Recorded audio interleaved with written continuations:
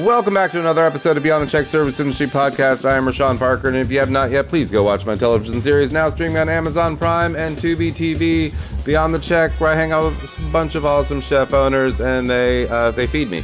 So, it's nice of them. Anyway, I have a fantastic guest today. He was born in Fulton County, Georgia. He has written a fantastic book called 14 Days in Beijing, because he was hanging out in China and managed to get himself in some trouble. And we're going to find out what he ate while he was in a Beijing jail, because I'm super curious. He's an awesome human being, and he also has a romance novel called You Love and You Learn, so go check that on Amazon. Ladies and gentlemen, Chancellor K. Jackson. What's up, man? What's going on, family? How you living? Oh, I'm chilling. I'm chilling. It's been a lovely rainy day here in Savannah, Georgia. Oh yeah, it was raining when we was flying out last night. It started to come down. So you were born in Georgia. You still live in Georgia? Yes, sir. Yes, sir. Still born and raised. They've been around the world, but it started in one place for sure. Nice. So you wrote this book while you were. Obviously you were inspired by your own life story. So tell me what were you doing over in China in the first place, and what happened?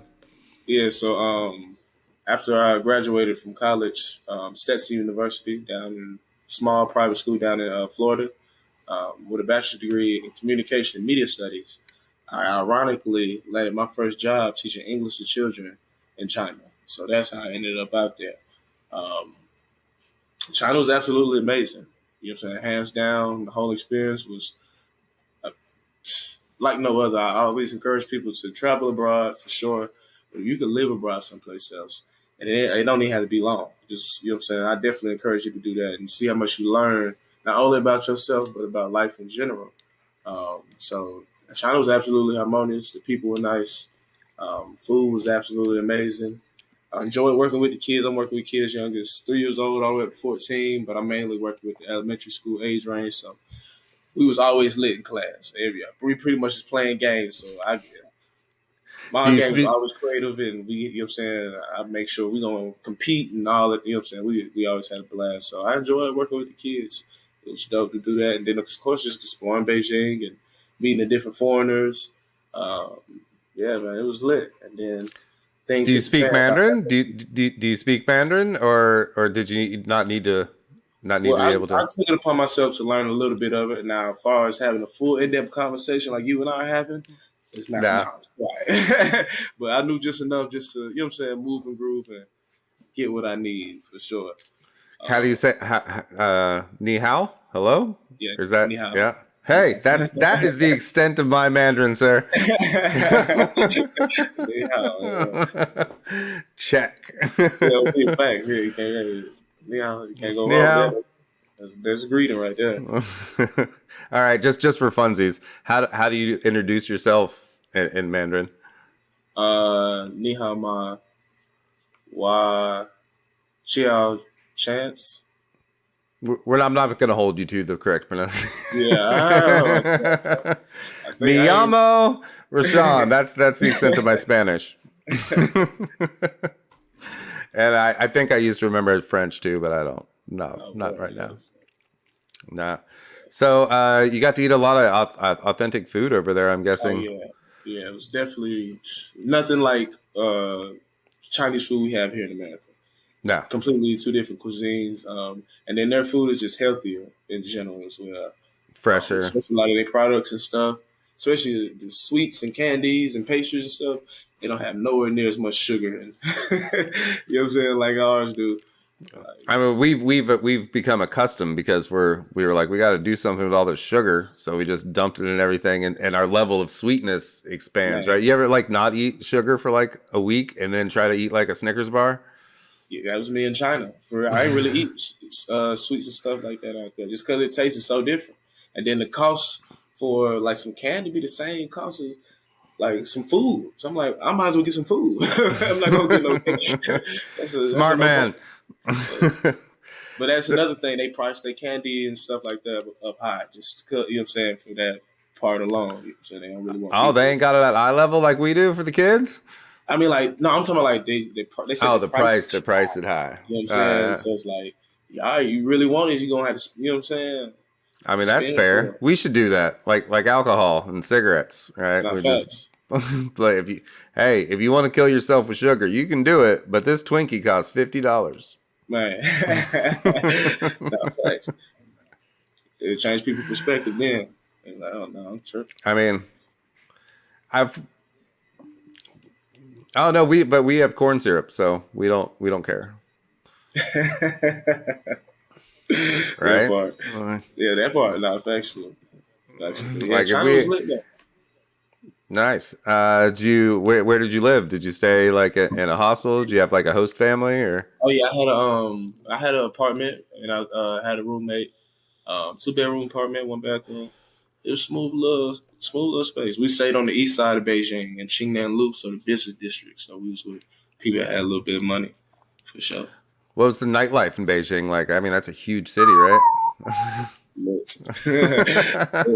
Lit, for sure. They had mainly EDM clubs, you know what I'm saying? But they have a sprinkle of hip hop clubs, but all in all, they be in their turn for real, and especially because we're a lot of us teachers that were part of like training companies that specialized in teaching English. Our weekends were throughout the weekday. So, for example, my weekends were Wednesday and Thursday versus you know what I'm saying the traditional weekends Saturday, Since Sunday. Sunday, yeah. Yeah, so going out on the weekday, and you know a party promoter, you and whoever else you with getting in free. Y'all getting a section for free, and they bringing unlimited bottles for free. Crazy. Now, all they want to do is just use your likeness as to market. Like Seriously. we got foreigners partying with us, come club. You know what I'm saying? It's like, So you basically got paid to go out. I mean, you can't beat it. You know what I'm saying? You can't beat it. nice. What was is Beijing like is it safe to like roam the streets? Like, Oh like yeah, this is like more so than like New York or LA or it's one of the most safest places you can live. The police don't even have guns. The only time you see a policeman with a gun is if he's transporting some money, and it's only a shotgun at that. Ain't even no automatic. You know what I'm saying? So loaded with like buckshot, so they're not even gonna kill you. Right? yeah, so it's very very safe in China for real. You ain't got to worry about nothing too crazy. What's one of the weirdest dishes you tried that you actually enjoyed? I was putting you on the spot. I wasn't eating no meat out there, so I ain't trusting meat. No? So no, I ain't trusting meat for real. Unless it was seafood or lamb. Aside from that, I ain't eating no meat. So I was mainly eating a lot of vegetables and tofu. So just trying different vegetables I ain't never seen before. And they was, you know what I'm saying, different fruits and stuff they got. So I was like, yeah, this was a vibe. You know what I'm saying? It's very, very good. The fruit out there so sweet, boy. Fruit out there so good, man. Do you eat meat back in the States? You eat Yeah, for sure. Yeah. So what exactly is it that is was I don't know. It's a just a turn lot off? more people. It's a lot more people over there. You know what I'm saying? And they already ain't the cleanliest. So, you know, Like street markets, you actually have like the meat outside and like the chickens hanging upside down. Just them as people, the hygiene is different to them. They ain't taking no care of their own personal hygiene. You think they taking care of anything else for real like that? Mm-hmm. That So it's like, they only wash their hands like that for real. So for real? Even in Beijing? The school I worked in, we didn't have soap or toilet paper in the bathroom. What? They gave us teachers our own personal soap and toilet paper to use. But as far as the rest of the students and other staff, it was quiet for them. What was a kid supposed to do when he goes to the bathroom? They just do what they do, get up, put their pants back up, and walk clean out that mug. You might rinse your hands on the water, you might not, and they just walk clean back up. No bidets or nothing? You know no. what I'm saying? Even in it's in a lot of public bathrooms. It might not be no toilet paper, might not be no soap. You know what I'm saying? So it's like, and then they wonder why they keep spreading diseases to the rest of the world. It was crazy seeing it. I was like, damn, that's different. It's different for sure. I mean, they were always good at like wearing masks and stuff. So you'd think that like with the hygiene, just like with the With the that's for that's just for the Air pollution. air. That's real. I'm learning I, stuff yeah, I never. Every time I walked outdoors, mask on. Anytime I step foot outdoors, mask on. like that bad, huh? When were you I there? Was just it before or after the Olympics? after, but it's like But it's still that bad. these people are. These people grew up here. They're immune to this stuff that's in the air. I'm not from here, so I ain't even finna play with it. No, I got my mask on. Could you see sunsets at all, or was it just like a haze? Sometimes you could. It was like it wasn't like it was bad every day. Sometimes pollution was light. You know what I'm saying? Sometimes it was very, very thick. You know what I'm saying? It fluctuated. To depend Yeah. on the wind, huh? Yeah. Touche, touche, man. Yeah. See, I like you would. Yeah, we just that's what happens when we decided that we wanted clean air, and we're like, hey, China, you make all the factory stuff.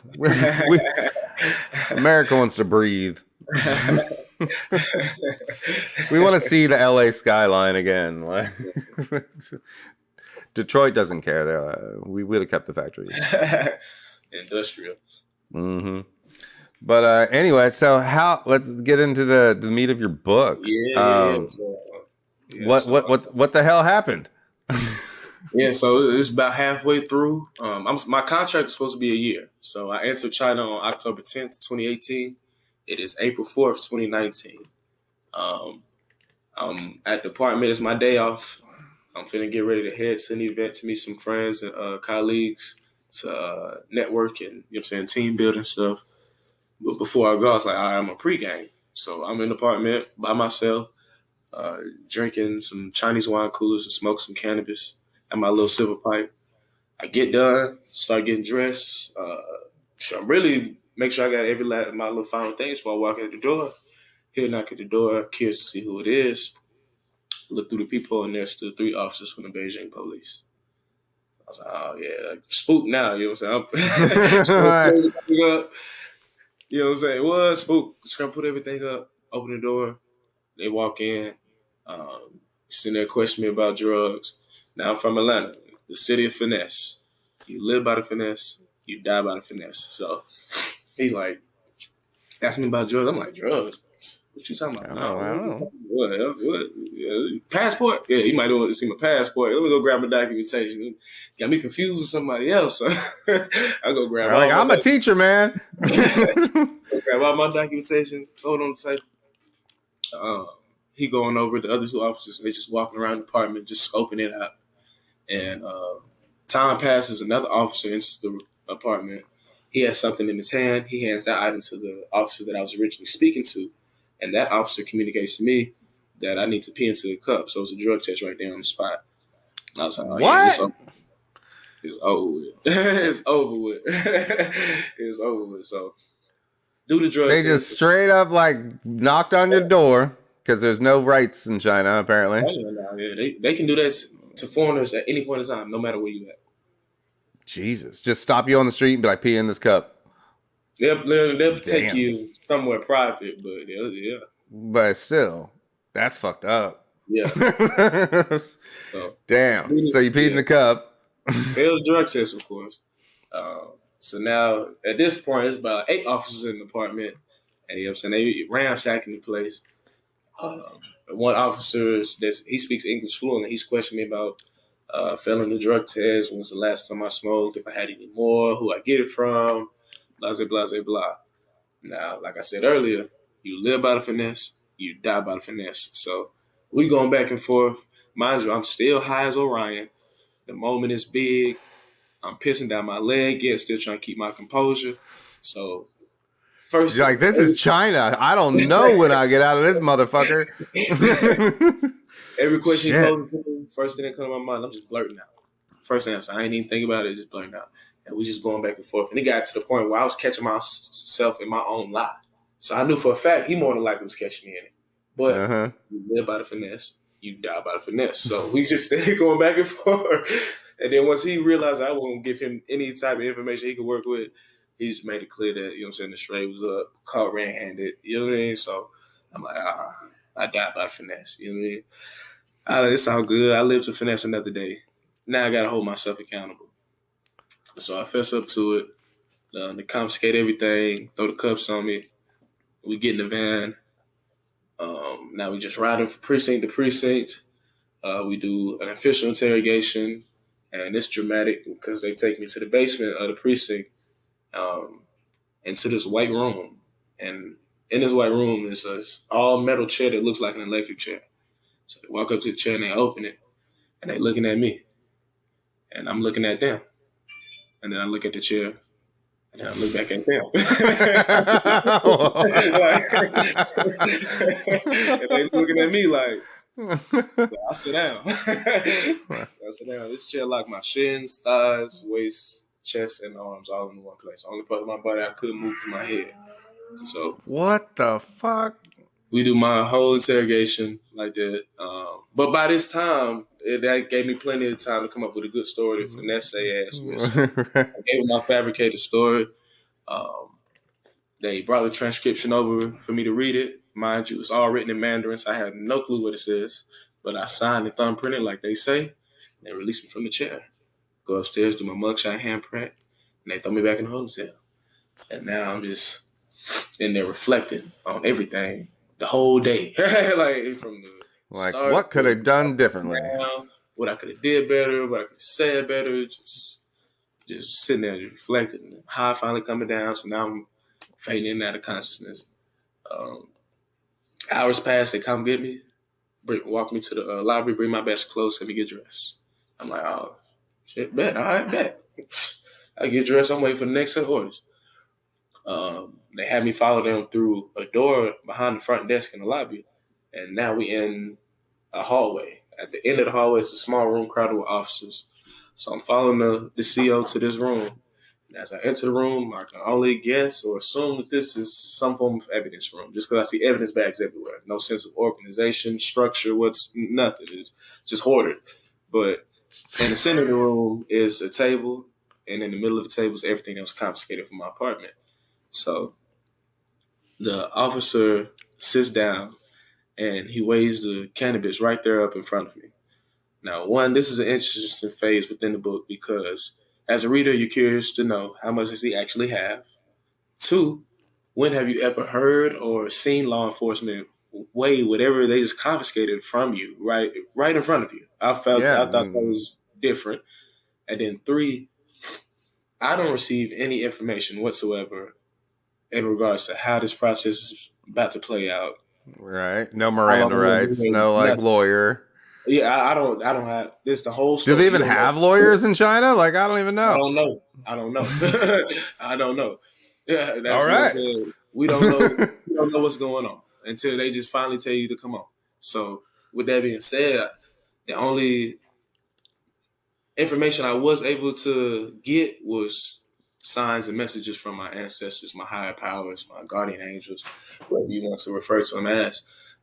So this is the very first sign I received, and it was the only live in action sign I received. The other ones occurred in my dreams, but he weighs the weed right up in front of me. It turns out to be 1.4 grams. Oh no, felony! Now, for those that partake in cannabis, 1.4 grams isn't a lot. No, it's barely. Even if you don't partake in cannabis, we're talking units of measurement. 1.4 grams in it. Hardly anything. It's a tea bag. It's a tea bag. Yeah, so look at that number, 1.4. Say I drew that number, 1.4 on the board, and then I just erased the decimal. What number would you see? 14 grams. 14, hence the title of the book. Because they called it 14. It was just 1.4. What was there? Is there like a level of like charge between like one under 14 grams or whether it had or 14? I have no clue. He just said he put it on the scale. It said 1.4. That's all I remember seeing. Well, that's all I saw. And after that, they put everything on paper, brought it 14 to me. Grams. I can't read it. I can't read nothing on this thing. So I just signed it and thumbprinted. Now we get back in the van and looking at the clock, it's 1 o'clock in the morning. I'm like, bro, these folks arrested me at like 11 a.m. I've been in custody all day. So I'm like, I've been working with these folks. I've been compliant. Energy been good. I'm like, there's no way they're not taking me home. So we riding. About About 50 minutes passed, and we arrived at a facility detailed with tall walls and barbed wire. I was like, oh, man, we just getting started. So, enter the facility, do a quick physical at the nurse office. Then they take me, give me my official uniform, gave me a plastic bowl, a plastic spoon, and then they take me upstairs to the second floor to where the men are housed. We get to cell 209, and the CO opens the door. Mind you, it's like 4 o'clock in the morning at this point, so people sleep. CO opens the door. Instantly, my psyche is thrown by the setup of the cell.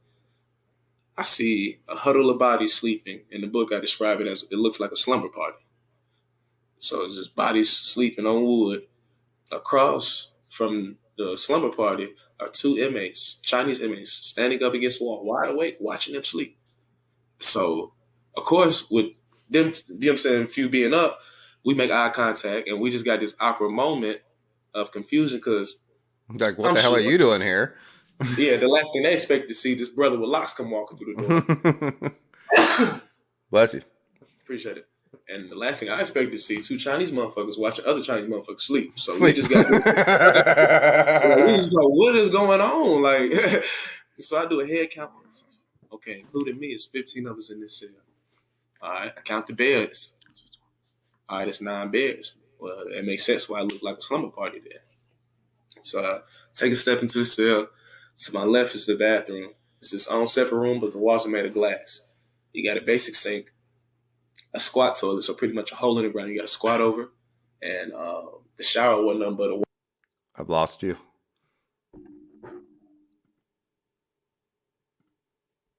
Chancellor. Chancellor. Chancellor.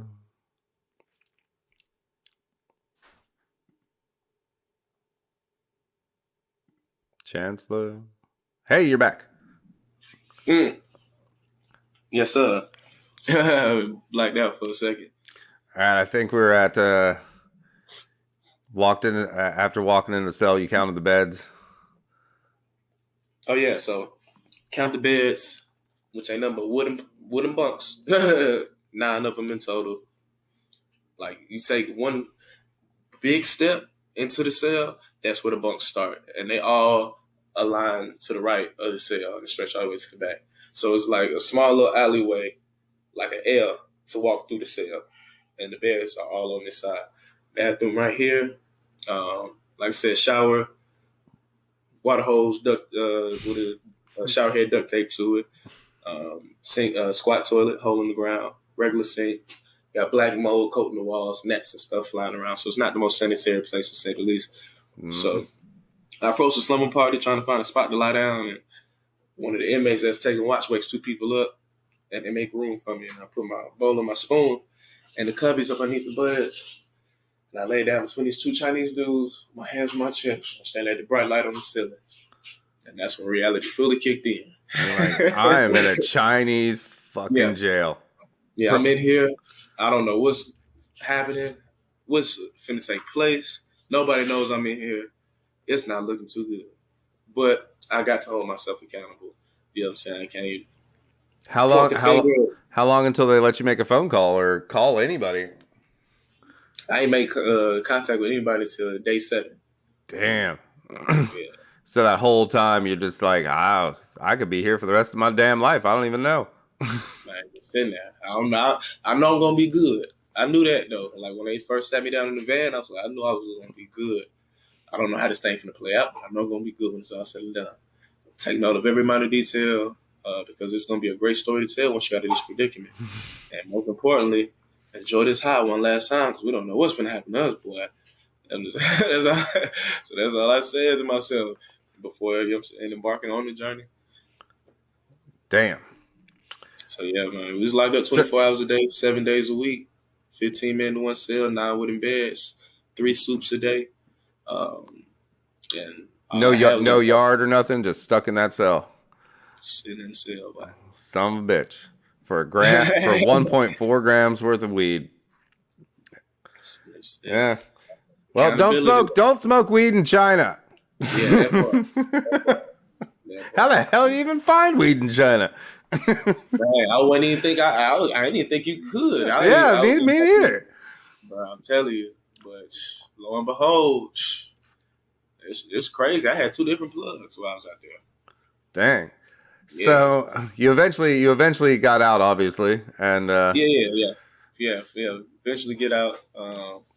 And like, once did they like take you to court? Was there any process or anything? as soon as they called me to come on, took me downstairs, had me change back into my regular clothes, signed a bunch of stuff I couldn't read, took me straight to my apartment to pack up the rest of my stuff, and then straight to the airport while I was deported from the country. Bet that was a good feeling. Just getting on that airplane. Oh yeah, what? You know what I'm saying? Like, I got a full experience in China in 6 months. Full experience in China in 6 months. Yeah, Well, that I was guess fun. it could have been worse, huh? Without a doubt. You know what I'm saying? Without a doubt. So, Damn, but touche. That's intense, sir. Well, I'm glad you made it back. oh yeah, for sure, for sure. And it's just like, you know what I'm saying, back to square one, just trying to figure out what I'm gonna do next, and How long? just How long did it take you to write the book? I didn't even start writing the book until like July of that year. That same year, though. 2019, July 2019, and it took me about 4 months to write it. 4 months. Hey, Additional that. 6 months of just getting it ready for publishing and stuff. And it's doing well, right? It's doing real good. Oh yeah. This is went crazy. This is went crazy. Yeah, that's my bread and butter for sure. Nice. And so you wrote that was your first novel, Yeah, that was the first one. and then you decided to write a happier story, Well, a little romance novel. Well, it's funny because I got 2 romance novels, but it's all one. It's a trilogy, so all 3 books are telling Okay. one long story. And one of the inspirations for the romance novel was a lot of women that was reading 14 Days. They kept asking me, okay, you talk about this girlfriend of yours all throughout the book, but you never get to speak to her. Then you get out, and that's the end of the book. So what happened with you and her? How that story play out? We want to know the tea on that. Woo, woo, woo. So that's when I was like, all right, bet. I just wrote the entire story from beginning to end, and of course, it ties 14 Days, and it especially with what I was doing before China, like just different stuff I was doing out there. Because a lot of people ask me that, like, what was you doing before all this happened? So it touches on that, and then of course, after those 14 days, what all took place. Cool. Well, yeah. Hey, you made lemonade out of lemons, my friend. For real. Looking back now, are you just thankful for the experience that I mean, Oh it's yeah, a big yeah. part of your Because life like, now. yeah, I said those were 2 like pivotal parts within my life, at least along my journey to when I was still trying to search for who I was. So me sharing those stories has inspired so many other people to share their own. And I also now have a service where I coach people through the writing and publishing process. So Oh, yeah, nice. it's lit. Learning into education. Man, it's You're a still marathon. still an educator. Oh yeah, for sure. Yeah, without a doubt. Each one teach one. Iron sharp as iron. Nice. So all 3 of the books of the trilogy out now? Oh yeah. They're available on Amazon and my website, chancellorkjackson.com. And for my non-readers, I got y'all. Y'all can listen to the audiobook for 14 days. Available on SoundCloud, YouTube, Spotify, Apple Podcasts, and Anchor. And I'm narrating it. It's a vibe for sure. Nice. Definitely go check that out. Yeah. You Love and You Learn. You Love and You Learn by Chancellor K. And Real Jackson. Love Never Dies. Real Love Never Dies Real is Love book Never 2. Dies. Book 2. What's Yeah. book 3? I would do it 14 days of Beijing. 14 days. So I gotcha. Yeah. Cool. So you turn it into it. Definitely go check those out. That's a fascinating story. Did you have you tried to recreate? Do you cook? Are you a home chef at all? I get down here and there for sure. I do a little something. You ever try to make anything that recreate that soup from the jail? Is that all you had in jail was soup? Some form of soup, bro. It's either vegetable soup, tofu. Yeah. That's right. They keep it simple, huh? Yeah, that's it, man. Sometimes it had a little flavor. Sometimes it was just hot ass water with vegetables in it. Yeah, never go to a Beijing jail. It sounds awful. Lost a lot of weight. Silver linings, if you need a new diet plan, go to Beijing and just go smoke a blunt on the streets. Well, Guaranteed to give you at least a 14-day fast. not facts. Cool. What's for dinner tonight? I have no clue. I have no clue. I don't even know. We in a different city, so I gotta see. Oh yeah, shit. You're in Phoenix right now, right? So it's lunchtime. Yeah, facts. Yeah, it's facts. Yeah, 1:30. Nice. Cool. Yeah. Man, that is a fun story. Thank you for teaching me new things that I don't know that I needed to know, but I'm not going to China, I'll tell you that much. For sure. There's plenty of other countries in Asia I can definitely visit and tap in with. So will you still order American Chinese food on occasion? And yeah, for sure. Yeah. Or ever try to find a real Chinese restaurant? You ever crave anything that you actually got to eat when you were a free man over there? We didn't try to do hot pot. I don't know if you're familiar with that. Oh, yeah. Yeah, hot pot is very popular in Beijing. So, yeah, but it's I got a couple. I know some hot pot spots in Atlanta that very, very authentic. So if I'm really in the mood for it, I already know what to slide to. Nice. Yeah. Hell yeah. Well, thanks for hanging out with me and telling me that amazing story. I'm gonna have to go get your book now because, truth be told, I didn't read it beforehand. All right, don't worry. You know what I'm saying? Definitely get your popcorn ready. That's all I got to say. My popcorn, might have some soup, just to try to, make it an experience. Yeah. Appreciate awesome. you having me.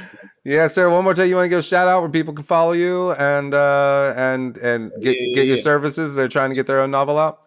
Oh yeah, so yeah, the best search engine we got right now, Google, Google Chancellor K. Jackson. Everything you'll need will pop up from my social media accounts, my website, my books, other interviews I've done, the whole nine.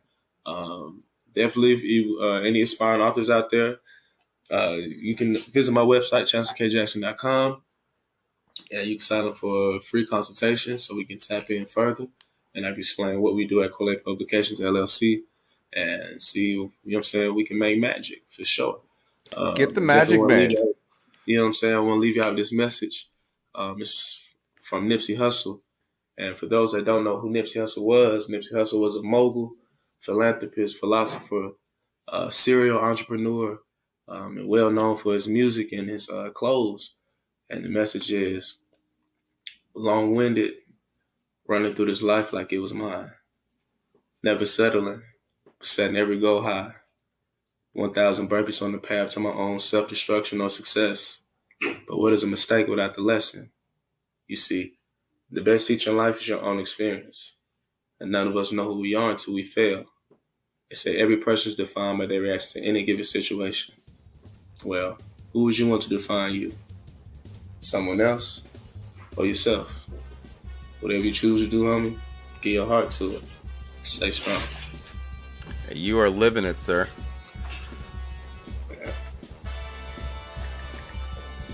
You still there? Yep. Cool. Awesome. Well, thank you, Chancellor. Dude, thanks for the story. Everyone, go check out 14 Days in Beijing. It's going to be a fascinating read. And go watch my TV show. Cheers. Oh, yeah, definitely. That's dope. You said, what's the name of it you said? Beyond the Check. Just Google Beyond the Check podcast. We're on the Beyond the Check podcast. And you can watch the show if you get real bored or need to take a nap. Awesome. Well, sir, have a wonderful rest of your day. Tell Phoenix I said hello. And we'll see you back in Georgia soon, huh? All right, family. Peace. Cheers.